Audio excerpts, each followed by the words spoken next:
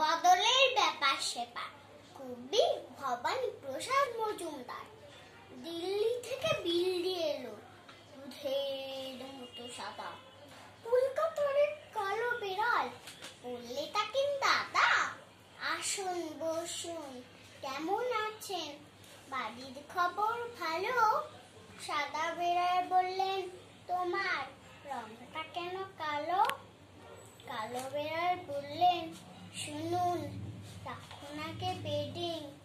আমি যখন জন্মেছিলাম চলছিল লোডশেডিং। কুচবিহারের রাজা ছিল একটা কালো হাতি। যখন তখন ওই হাতিটা করতো মাটামাটি। একদিন তার কাণ্ড দেখে চমকে গেল পেলে। 5টা কাপড় কাচা সাবান ফেললো হাতে গিলে। পরদিন কি ঘটলো ব্যাপার বলছি শোনো দাদা। সাবান খেয়ে কালো হাতি বাচ্চা হলো সাদা। রামুর সাথে দামুর চেতি হলো দেখা। বললে রামু, শুনলে রামু, চললি কোথায় একা? 9 মাস বাদে দেখা হলো, কেমন আছিস? হ্যালো, আঁখি তো বেশ ফর্সা ছিলি, এখন কেন কালো?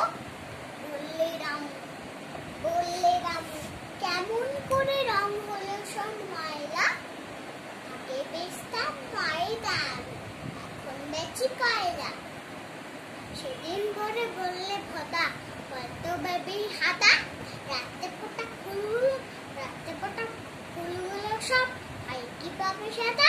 বললে হাদা হায় রে গাধা, এতে সবাই জানে, অবাক হয়ে তাকিয়ে কেন থাকিস আমার পানে?